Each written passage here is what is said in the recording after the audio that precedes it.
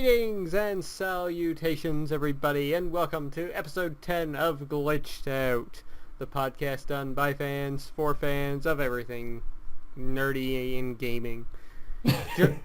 I'm already getting off the rails. What can I say? It's that kind of show again, and it's way too hot here. But anyways, joining me this week once again, it's the one, the only Israel Pacheco. Feel the power. I'll just start stealing wrestlers' gimmicks now as my intro. That's what I want to do moving forward. I'm not good enough to come up with my own thing, so let's see who I pull from next week. Damian Sando, everybody. Oh, yeah. Stealing everybody's gimmicks. Jesus. Is he still doing the Mandow?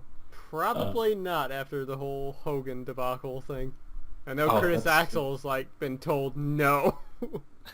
No more Axelmania. I didn't even think of that, brother.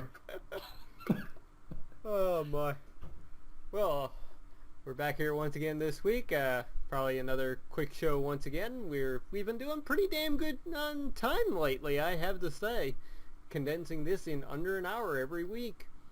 Yeah, we've been doing pretty good. It's not the 2-hour discussions, 2 hour and a half. Jeez. Yeah, we've gotten good. I think we're in a nice groove now. So yeah. Well, let us kick off this show like we kick off every show with what we've been playing this past week. So Izzy, what have you been playing? Surprisingly, not really much. I don't think I'm even going to mention anything. It's been one of those weeks where I, boot up a game or put a game in the disk drive and I'm just not feeling it.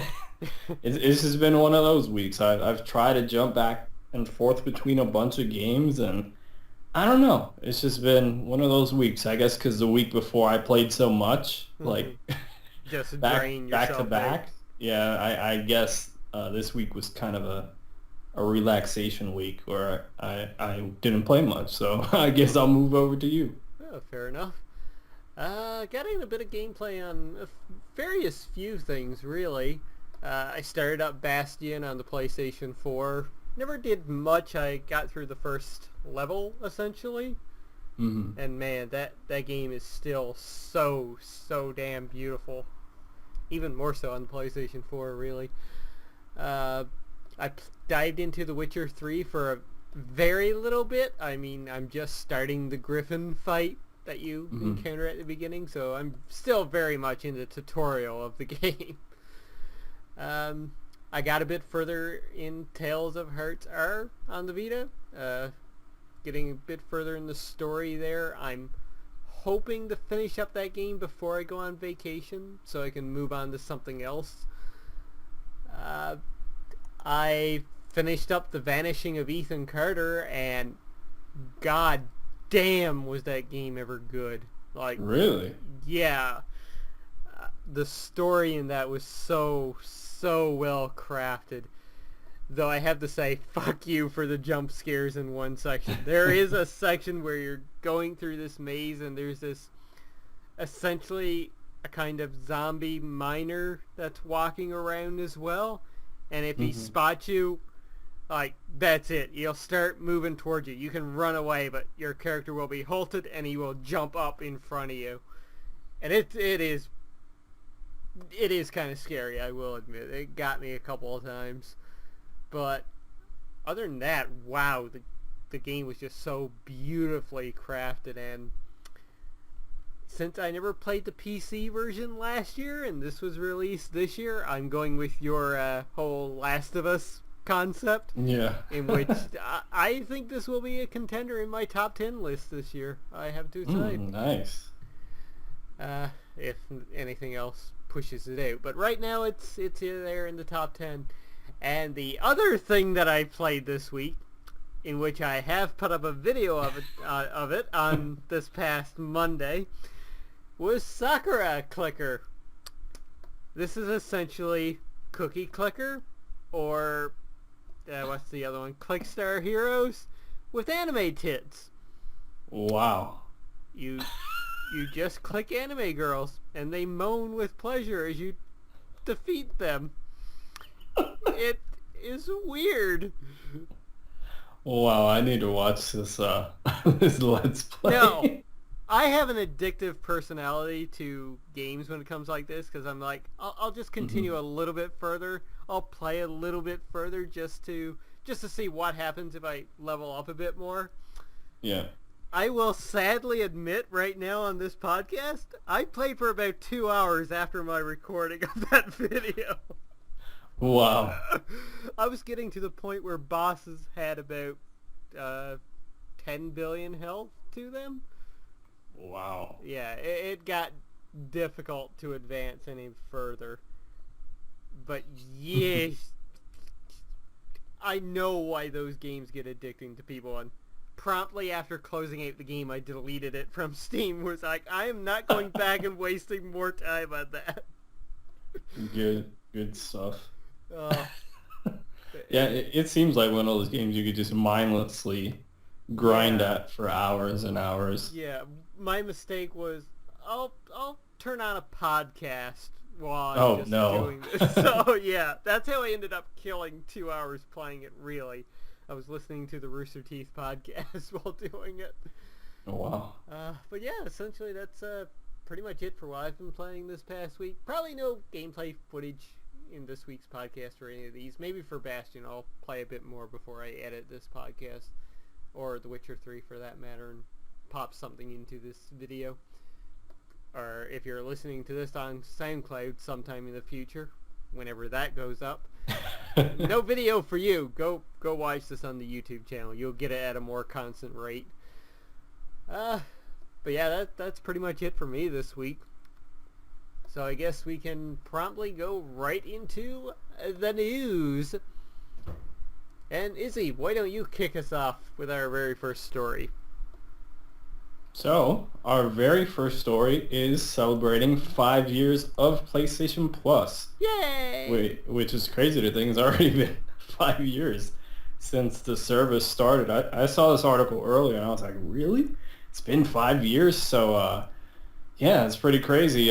They started this service way back in 2010. Yep. And according to this post, they're going to be giving out some special surprise gift to those people who've been with the service since its inception. So they haven't said what it's going to be yet. They just said keep an eye out on your email inbox and see what you get within the next few days, I guess. Yeah. And Sony, you better send me an email. I'm expecting one. I've been a member since the beginning. Watch it. They're going to just completely ignore you. Like he doesn't get one. Dun dun dun. But yeah, it's actually kind of amazing that it's lasted this long now, and it's kind of cool. Like, I've kept a diary essentially of everything I've gotten free from PlayStation Plus, and it's amazing to see how it's evolved. Because I'm looking back here at July of 2010. July 14th, the very first things that we got was Wipeout HD, a Collisions theme, Field Runners, which was a mini, Wow. Age of Zombies, which was another PlayStation mini. Remember those? Do you remember Core? Nobody does. Q-O-R-E, those episodes, which they actually charged for back in the day. And Rallycross, the great PlayStation 1 classic. That's ridiculous, right? This service has come a long way in those 5 years. Yeah, 'Cause continuing. that is rough. Yeah. As well for July, we also got the Kane and Lynch 2 demo, 1 week early access compared to normal people. Watch out. A Heavy Rain got the origami swan avatar. Another PlayStation Mini, Cahoots, which I'll admit that theme song for that game was fucking awesome. Siphon Filter for the PlayStation 1, which admittedly that was a good game to get free, and I think we eventually got 2 and 3 as exclusives for PlayStation Plus. And Critter Crunch for free. What in the hell is that? This This is some ridiculous stuff. Like all these minis, and like they're all in the Phantom Zone with like PlayStation Home. Like, well, I remember Age of Zombies and I remember Field Runners because I played those quite a bit, and I remember Critter Crunch as well. That was a neat little puzzler. I'm looking through my list here, seeing when we got our first big game. Wow. it's probably like 2 years after the service started, right? I ain't seen that. Well, December 14th, I have recorded here Sam and Max, The Devil's Playhouse, episodes 1 to 5. So essentially a Telltale game was probably the biggest thing we got first. Spyro the Dragon came out in January free. Wow, yeah, Tales from Space, a beta blob. No, that's a demo. Never mind. Damn. Wow, yeah, I'm not seeing Yakuza 4 demo. Yeah, it was probably like 2 years into the life cycle that we got like BioShock Infinite and stuff like that started to roll out. It's right 3 years into June of 2012 or 2011. 2011. This would be we got Magic the Gathering, Duels of the Planeswalkers. This is rough. Yep. It's crazy. Yeah. They still got a ways to go though, at least with the service. The content they're providing is really nice within the last few years. Going into the PS4 generation, it's been, a smaller scale stuff thus far. Yep. Like, I'm surprised we haven't seen stuff like Killzone Shadowfall and Knack turn up on the service yet. Like, I thought those would have been like a given, like a year after launch. Yep. We've only seen really like a smaller scale indie stuff. Yeah, I'm looking here. I mean, which is not a bad thing, but we haven't seen like a major, AAA, AAA. Well, for PlayStation 4, we did get Injustice a couple months back.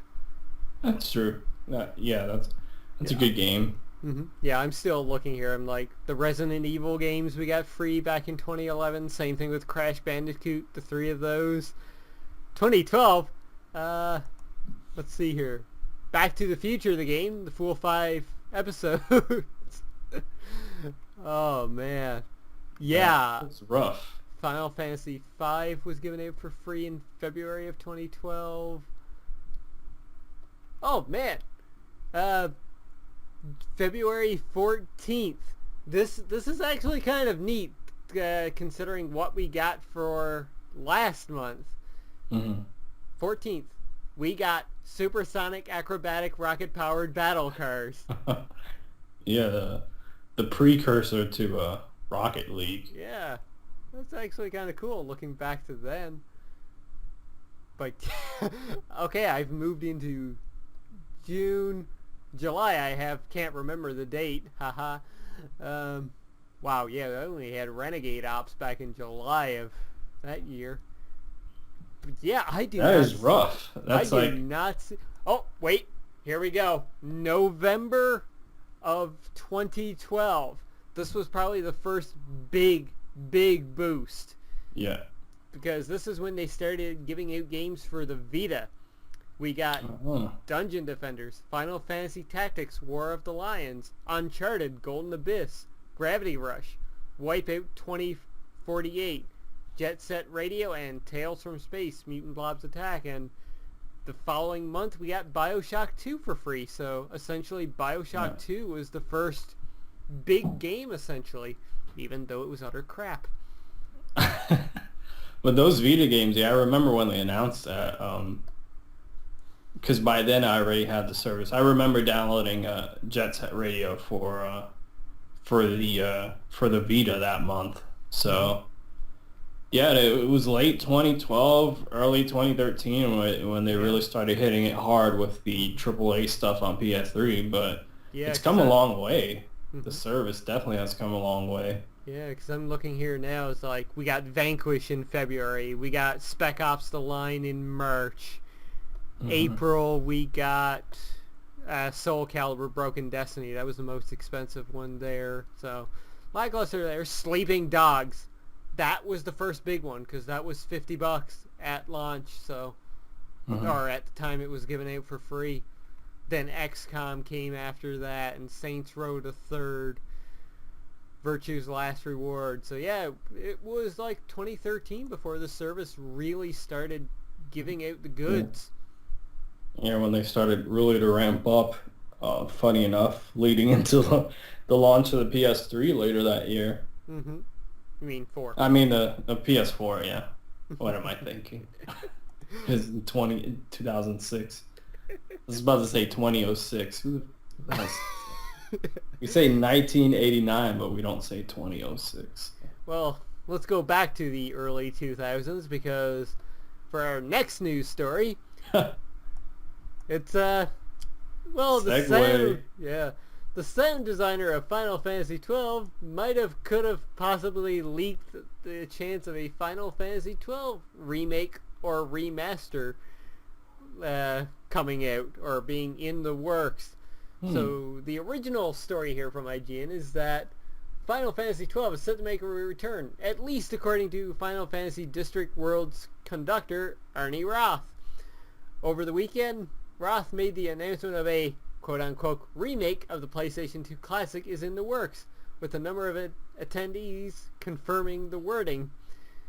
And there has been confirmation since then. In response to the comments posted by fans, I want to rectify a statement made from the stage Saturday night at our music event. Following conversations with composer Hitachi Sakamoto regarding new concert arrangements of music from Final Fantasy XII, regrettably the term remake was used in error during one of the announcements that took place from the stage during the concert.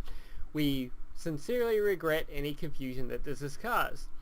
However, as IGN points out, what's interesting to note is that Roth in no way suggests that a HD remake isn't possible. Instead, he merely clarifies it's not a full remake, kind of akin to Final Fantasy VII. So, I mean, it would make sense if we get a upscaled version of 12. Be cool. Yeah, I could see that happening. Square has been re-releasing a lot of their stuff as of late. Mm-hmm. They released the 10 remake on Vita, PS3, and PS4, so Mm-hmm. I could see them releasing this, on the PS4 sometime in the future. Yeah, totally. Probably, sometime in the year when there's nothing else out that they'll be releasing. Yeah, I was going to say when they're not working on something else, but they've got a shit ton on their plate. Yeah, right they now. do have on. We should ask Goofy if this is real. 'Cause, he's the one who knows all these release dates. Yeah, apparently. Kingdom Hearts is still coming out this year. Gosh. I personally wouldn't mind seeing a remake of 12. It's, well, outside of something like Bravely Default, it's the last good Final Fantasy that released, in my opinion. Yeah. And quite honestly, I enjoyed the battle system in that. The story was kind of lacking, and, well, the way they went with the story, well, there's a whole controversy about what happened there, which we're not going to get into now, but there was something really good about that game, and I enjoyed it quite a bit. I mean, it was one of those games where I got it when it released. I remember, I think, putting like 30 so hours within 2 school days into that game. Jesus. Yeah, that was early university. I remember buying that game and just going nuts with it. And then stopping for like a year. Then I went back to it and I finished it then. But yeah, I really enjoyed that game. And I'd like to see it release. And personally, I'd like to go through it again. Be interesting to see. So many remakes going on. Speaking nowadays, of... speaking of remakes and re-releases, All the Gears of War games are going to be backwards compatible on Xbox One. And if you purchase and play the Gears of War Ultimate Edition, which hits later this month, you'll be getting these games as for free. I was trying to find the words. The word is free. You'll be getting Gears 1, 2, 3, and Judgment for free.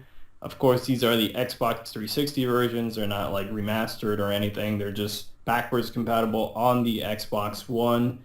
And like I said, you got to play Gears of War before the end of the year, the Ultimate Edition, and you'll get these games for free, which I think is a really cool incentive to get people to pick up this remaster, Yeah, which definitely.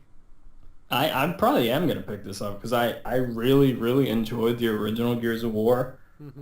As the series went on, I didn't like it as much. Gears of War 3 was the last one I played, and I found it kind of lackluster.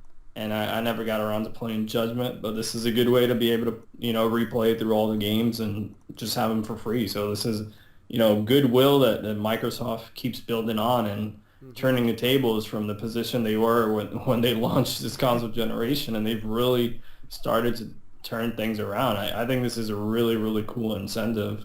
Yeah, it's awesome. There is one thing, though, that kind of makes me raise an eyebrow at this. Who's going to want to play the original Gears of War when they can just play the remastered version? Yeah, that's true. Yeah. That is true, but like it's a cool that they're bonus. including it, though. Honestly, I wouldn't. It probably would have made more sense to be like, here, buy the Ultimate Edition and get 2, 3, and Judgment for free. Yeah, but hey, maybe it's some cool. people want to play the original version and compare and contrast. I don't know if the Ultimate Edition has the ability that like the Halo like remasters had, where you could just press a button and you could go back and forth between the different graphic engines. Fair I'm enough. not sure if they do, but it seems that maybe they don't. That's why they're including it. But I think this is cool, and this does a lot of things. It incentivizes people to pick up the game before the end of the year. It also, introduces them to backwards compatibility on the Xbox One, which is a big feature coming out of E3 this year that Microsoft really promoted.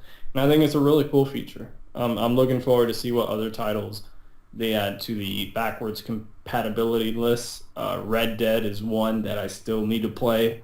I'm hoping they add support for that so I can play it on there. After the All right. Now I guess we can move on into our final news story of the week.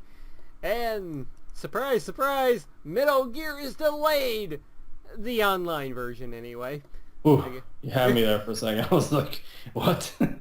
Snake. So, yeah, from this article on Gamitsu, it says here, Meatl Gear Online, the online mode included with Metal Gear Solid 5, The Phantom Pain, will not launch day and date with The Phantom Pain, Konami announced. Rather, it will launch for consoles on October 6th and for PC in January of 2016. So, basically, this is kind of the same thing when GTA 5 first launched. Yeah. So, big deal. You're going to get to enjoy the single player before you go into the multiplayer, which, I mean, that's going to be the main thing with Metal Gear Solid, let's be honest. Yeah, I'm being completely honest. I'm picking up Metal Gear Solid 5, The Phantom Pain for the single player, not for the online. I played a little bit of Metal Gear Online on Metal Gear Solid 4. I didn't really like it, to be honest. It was very, very clunky. Maybe now that they've kind of tuned the controls from what I've played of Ground Zeroes and they feel more solid and more fluid than they did in the past, maybe this will be a better experience, but it's not something I'm really looking forward to. So, and I can see why they might delay this to not affect the review scores, essentially, like Rockstar did with, like you said, Grand Theft Auto Online, because the game came out and it got ridiculously great reviews, like 9s, 9.5s, 10s, perfect scores across the board. It would have been a completely different situation if they would have launched with Grand Theft Auto Online, because that service was not good at all, and they had a lot of issues with it. So I kind of see Konami doing the same thing Rockstar did and trying to split these two things as like two separate services. Like you got the single player and then the Metal Gear Online, which was technically a separate thing from Metal Gear Solid 4. It was like its own interface and everything. Yeah. But yeah, it's not something that really bothers me. But I think it's cool though. They also just announced today that the PC version is going to be releasing day and date with the console versions, which is really cool. Yep. So yeah, that's good for PC gamers at least. All right, so nothing else basically to say on that, and that pretty much wraps it up for our news stories.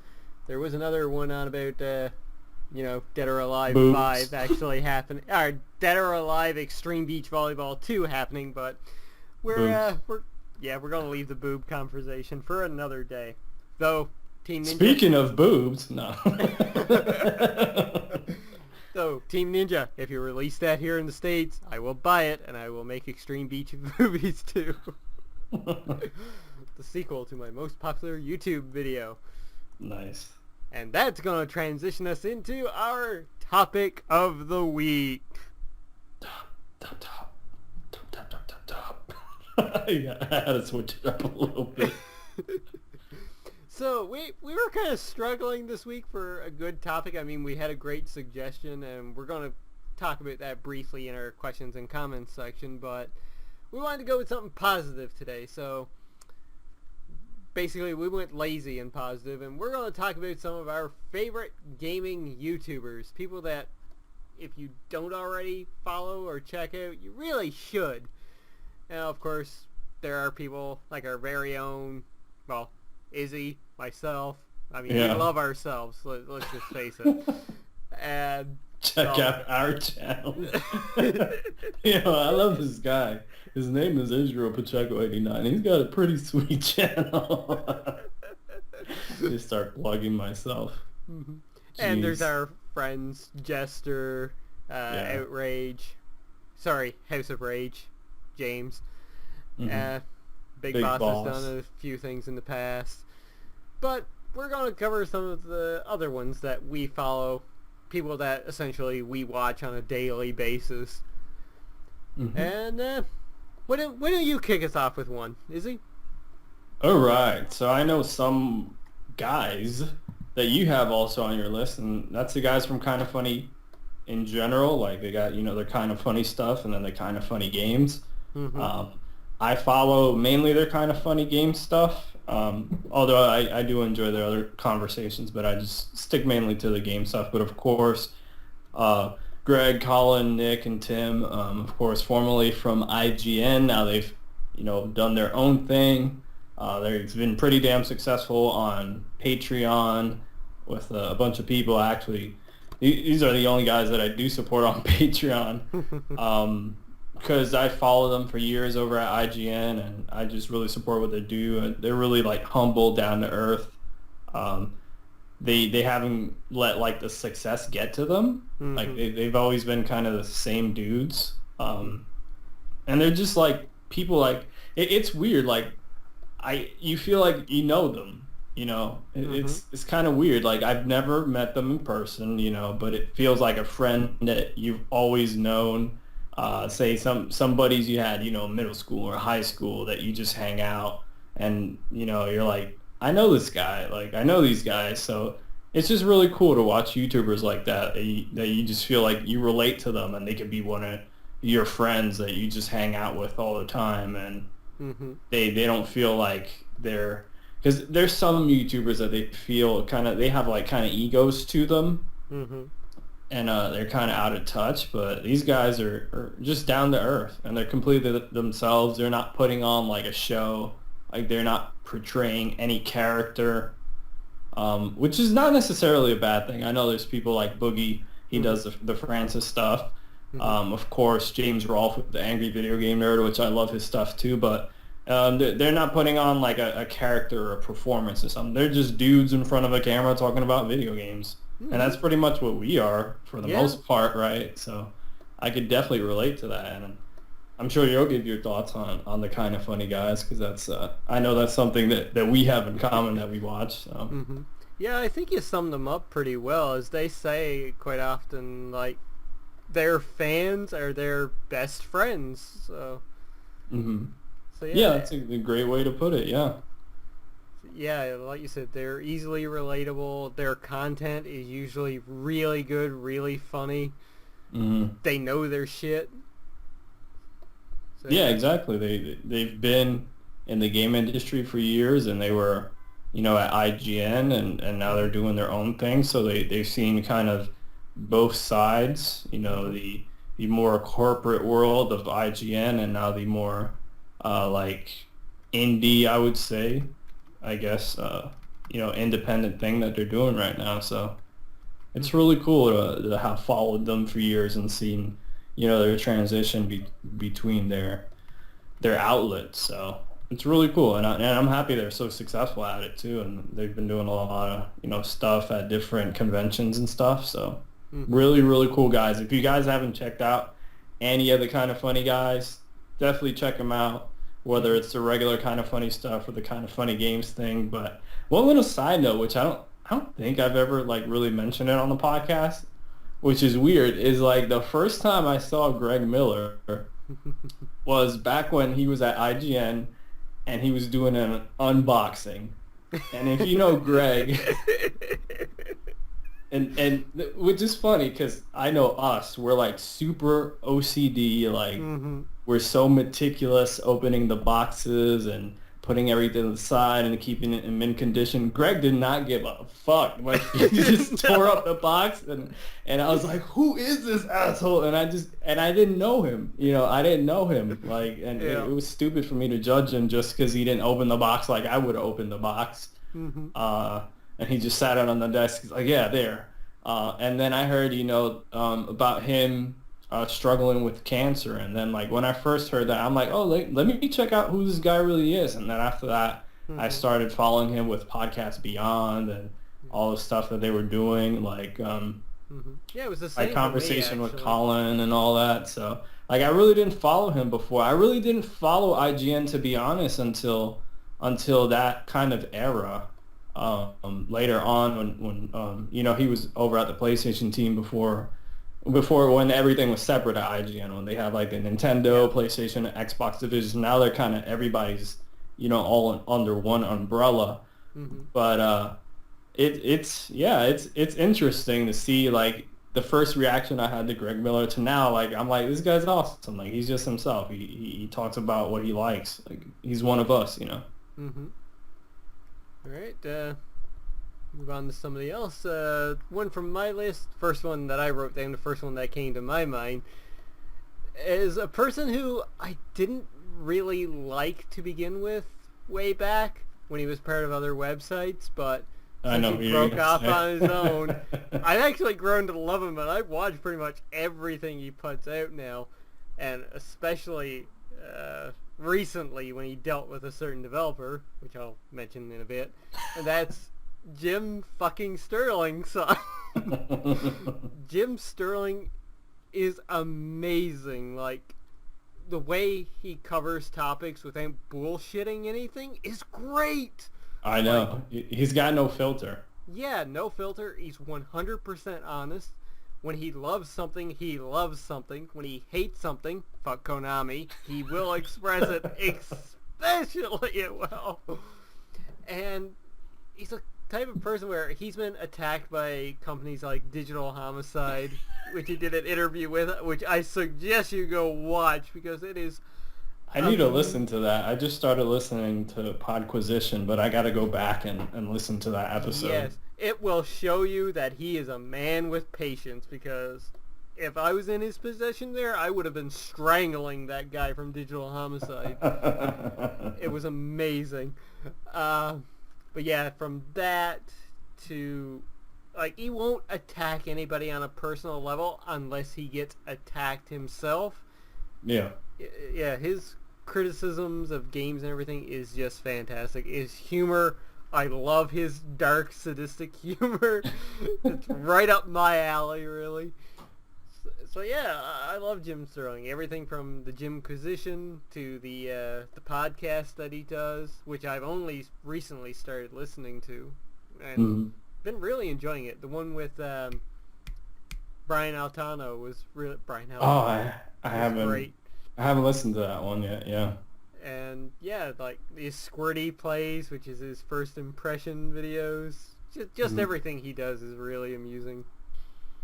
Yeah, I second everything you said. And like you said, I know before he was at Destructoid, I always thought he was kind of a douche and a Mm-hmm. dick. Like I never really followed his stuff. I remember reading one review from him, and it just stuck out, which is Assassin's Creed 2. He gave like a, what was it, like a 2 out of 10? Something like that, yeah. Some ridiculous. And I'm like, what is this guy talking about? Like, is he high? Because when that game came out, that was like one of my games of the year. Like I fucking loved Assassin's Creed 2. It was great. Like I got all the achievements on it. I collected all the collectibles. I did everything you could do in that game. I thought it was awesome. But then I saw his review. I'm like, what the hell is this guy talking about? But then, like you said, he just broke off recently. He's no longer with Destructoid. He's doing similar to Kind of Funny. He's doing things on Patreon. Yep. He's Which, to be continuing to put honest, stuff. I've actually been considering Same here. funding his Patreon. I think this month he's going to be one of the second people that I actually support on and back on Patreon, to be honest. I think I'm going to do that pretty soon. But like you said, everything, like I just love how he writes stuff and like, because I know he said it, like he writes his stuff, at least the stuff in between, because the way the Jimquisition's set up, you have like the beginning, the end, and the middle piece. The middle piece is like the topic. The beginning and end is just like him bantering about whatever he wants to talk about, whether it's like today with the Windows 10 Solitaire or the Konami stuff at the end with Castlevania. But he's just awesome. Like I've really grown to really, really like him and really respect what he does. Like he's just awesome. But I guess moving on to some other guys here, and these guys go way back with me, like way, way back. Okay. And I really can't talk about them exclusively from each other, and that would be Screw Attack and the Angry Video Game Nerd. Because, to be honest, I followed Screw Attack since probably the second version of the website. Like, this is probably late 2006, early 2007. So these were really some of the first people I saw on the internet talk about games, and they kind of made me, like, really become even more passionate about games, because I always loved games, but around that age, I was, 16, 17, I was in high school, and then I found these guys. Like, I remember seeing the Angry Video Game Nerd first and stumbling upon one of his videos, and I'm like, this guy's hilarious. What is he doing? He's just crapping all over these old games, and I thought it was really, really unique.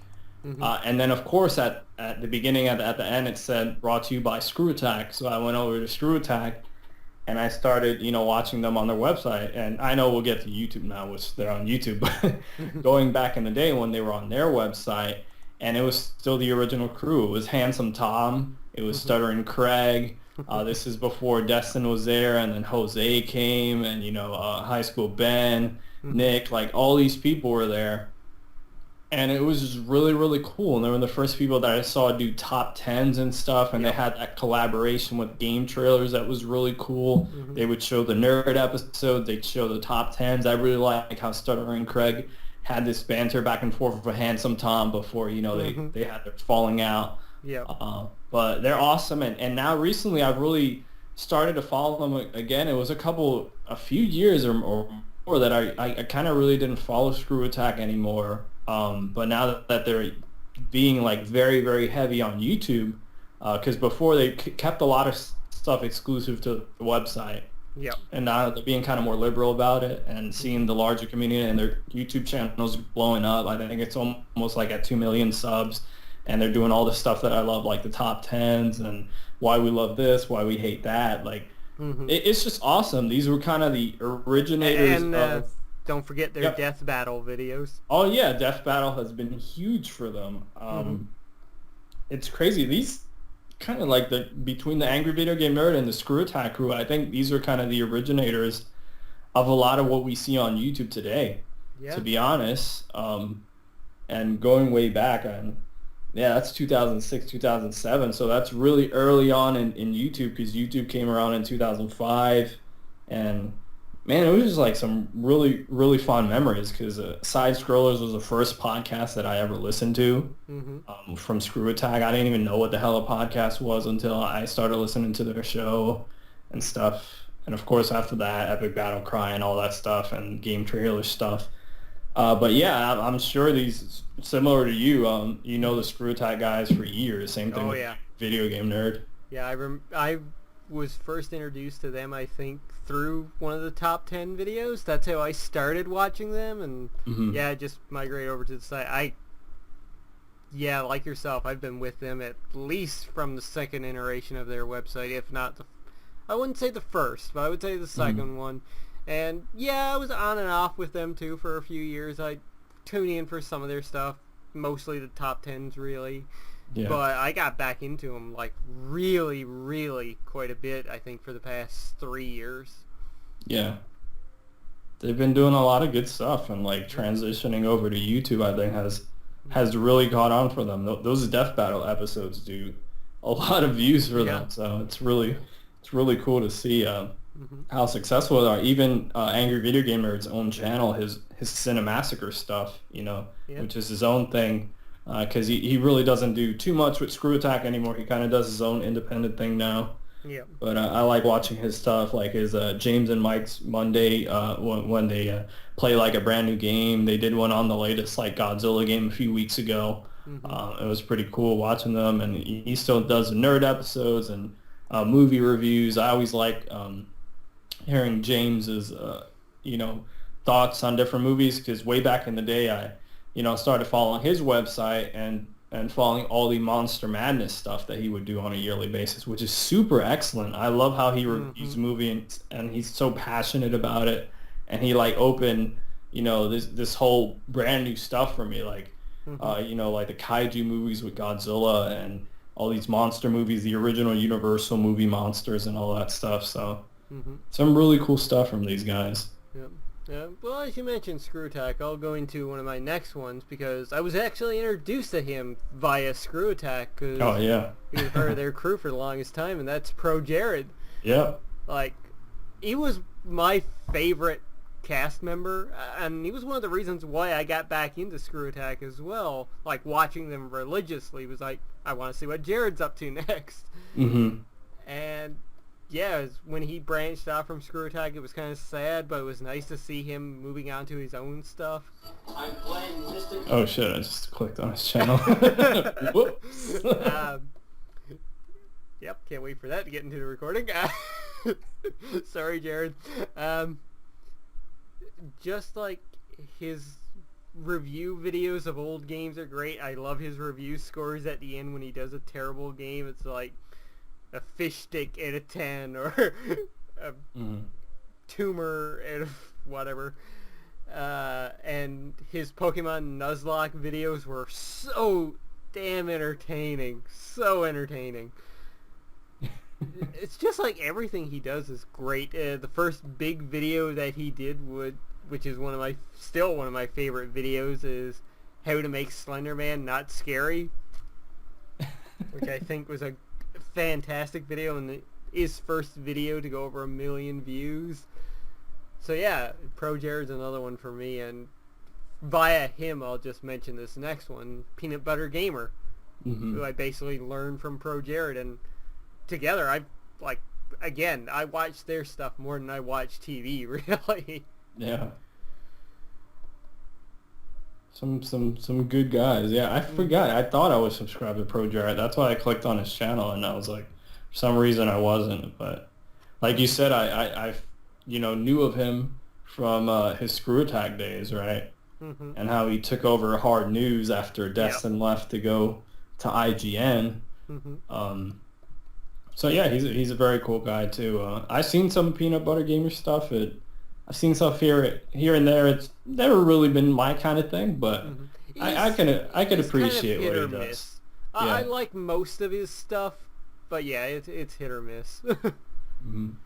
So moving to, I got two left on my list. Okay. The next one here, I kind of want to say I might have found him through Screw Attack back in the day, or like one of their community. You know how they always did like Yeah. community spotlights and things like that, and that is the gaming historian, Ooh. who I think is really cool guy. I don't know if you've checked his videos out yet. I'm not sure if you're familiar with his stuff. I think I might have watched a couple of them, but yeah, I'm not subscribed or anything. But I think he's a really cool guy because he kind of does videos that I would like to do, to be honest. But they're so time consuming in terms of the details.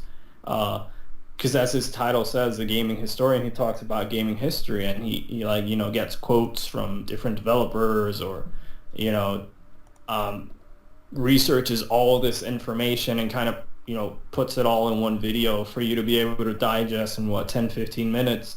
Hmm. And he does a great job. He used to do videos way back in the day, and then he kind of went dark for a few years, and he spoke about this on his channel recently because he was in college, and they found out that he was doing his videos, and they didn't really like that, so they kind of told him to stop doing it, and it was kind of really sad. He was gone for a while, and then he came back because he had deleted everything from his YouTube channel, and he's taught me a lot of stuff through his videos. I love going back and watching his videos from back in the days when he was talking about like why the Sega Dreamcast failed or the lawsuit that Universal had against Nintendo about Donkey Kong, stuff like that. That's really interesting to me as someone who loves video games. I always love hearing, all the history about gaming. So definitely recommending Norm, aka the gaming historian Norman Caruso. So very cool dude. I definitely recommend him.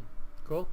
So who's the other pro one on your list? So the last and final guy I got here, I know you watch him too, and that is the Happy Console Gamer. Hmm. He's just a very cool guy. Like he's just himself.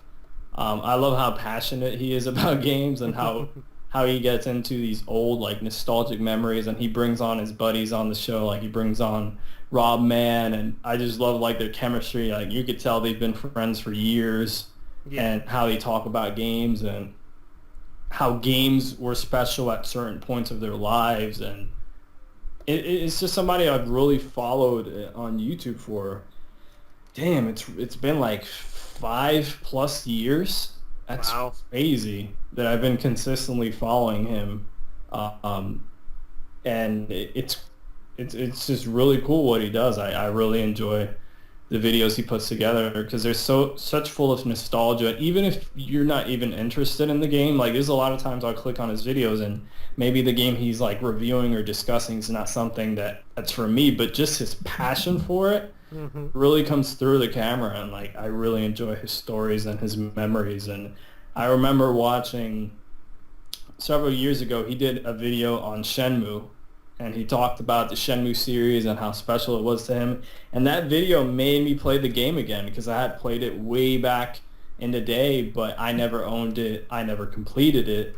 Hmm. So I watched that video, and about like, a few weeks to like maybe a month or two later, I picked up Shenmue 1 on the Dreamcast, and I played through the whole thing. Hmm. And I just, completely loved it. Like it's one of my favorite games of all time. Um, I'm happy Shenmue 3 is happening, but he's just a very, very nice guy. I like his take on games, and he's generally very, very positive too. Like, Hmm. as the title says, he's the happy console gamer, so he doesn't really crap on stuff. And even if it's like him talking about games he hates, like he'll make it funny, and he'll talk about these are games like he loves to hate or something like that. Like he puts a positive spin to it. Hmm. But, very, very cool dude here on YouTube. I'm sure a lot of people from this community know him. So Hmm. Definitely, yeah. The last few that I have on my list here, let's see, that one got crashed out. I only really started watching his videos the past year, and even then it's every so often I'll watch him, and that's Angry Joe. I hmm do like some of his reviews. He does put a ton of work into them, which I really appreciate. And, he's passionate. I would say he's wrong sometimes, but I do. Jurassic World. Nah, he was right there. It was good for one viewing. Yeah. No, no. No, the podcast ends now. Do you bleed? But yeah, I do enjoy his stuff. He is generally pretty good. Mm-hmm. You spoke of Happy Console Gamer being positive. Boogie2988, like, I love watching his videos because he's like, yes, he does the Francis character, and that's where I first watched him. Then I clicked on his channel and was like, oh, okay, this is really just a character. Guy. Yeah. Like, he is phenomenal in my opinion. He is probably one of the best people out there doing YouTube. He's nice, he's kind, he's always so positive, which is great. Mm-hmm. Huge inspiration if you ask me.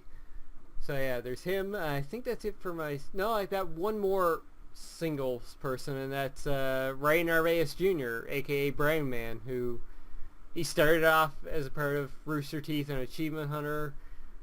Loved him there, and he's branched off. He's doing his own thing now. He live streams almost every day. I think he got up to 12,000 viewers last night just by playing Yu-Gi-Oh! Of all things. Wow. Really entertaining. Again, just a nice guy, and it's always entertaining to watch him play games and whatnot. The other ones I got on my list here, Achievement Hunter. Again, I watch them more than I watch any kind of television programming. I look forward to their Let's Plays every day. Their GTA ones on Monday and their Minecraft ones on Fridays. Those are like must-watch for me during the week. Just like, they're so entertaining and kind of like the Kind of Funny crew. They're like, you know, people you could almost relate to. Mm-hmm. That are just genuine people, really, at the end of the day. And the other one, kind of new. Only, I don't know, the last 2 months now, maybe? And that's Up, Up, Down, Down. Austin Creed or Xavier Woods. Which, you know, watching wrestling, never really a fan of him, but I've really started to like the guy now, and I love what he does for his channel. It's really a great behind-the-curtain view on a lot of these wrestlers now when he sits down and plays games with them. I mean, his Let's Play video of Turtles in Time recently with Seth Rollins, that was really, really cool. Yeah, it was so entertaining to watch and just learn more about Seth and just really appreciate him and, well, Xavier himself. Mm-hmm. It's really cool what he's doing on that channel. And I think they just broke 100,000 subscribers as well. So that's crazy. That's a great milestone, and hopefully the channel keeps growing and growing, because I would love to see what he can do in the future with that. Yeah, definitely. Someone I watch myself. I know he's been putting a lot of content out, so I haven't really kept up with it, but the stuff that I saw, like you said, the video, I'll click on, like I saw with Seth Rollins and Turtles in Time, which I fucking love Turtles in Time. And you see like another side of Seth Rollins, because you always see the heel character, of course, on your TV set, and like you don't see the man behind that. You don't see Colby Lopez, which is, I believe, his real name. Same thing with Xavier himself. Yeah, same thing. Like, I knew, like, when he first came on the scene, he had that gimmick with like the big afro, and he would wear like Ninja Turtle like shirts and stuff, like weird things, and I kind of noticed and picked up on that, like he had that nerdy gimmick, and they kind of shifted over to the stuff that he's doing now with the New Day, and you see like another side of him. I love his relationship with like Kofi. Like, he's really good friends with Kofi in real life, and those like gamer gauntlets, like some of the first videos he did with Kofi and him screaming at each other. He actually did one. He was recording at Greg's place with the guy from Giant Bomb. I can't remember his name now. Dave something? The dude who hasn't eaten mayonnaise in his life. Oh, okay. Yeah, him. Fuck, why am I blanking on his name? But he was doing a gamer gauntlet with him before he went on Colin and Greg Live. Yeah. So he lost, and he had to do his punishment challenge. Yeah. I won't say anything not to spoil it for you, but oh man, it was funny as hell. It was so good. But yeah. Do follow Up Up Down Down. Xavier is great. He's also a massive Final Fantasy fan, which was really cool to learn. Though I massively disagree with him on the fact that he thinks Final Fantasy 13 is great. Mm-hmm. It's not great. It's horrible. It's me. But that's a conversation for another day. So yeah, that pretty much does it. I'm sure we're leaving people out. Yeah, we kind of went over, like, I guess the bigger YouTube channels. Yeah, the ones that really pop into our mind when we think of what we watch on a daily basis. Mm-hmm. So that pretty much does it for our topic of the week. So we can now move into our questions and comments section. And we have something here this week. Baby Petico returns. Nope. This was actually a suggestion for our topic of the week, but we wanted to stick with something a little more positive. So, a friend of mine via Twitter, Virgil, you can find him at 0mh, and their comment was our thoughts on the whole Red Ash Kickstarter debacle. I will sum this up very simply for my own thoughts on the matter.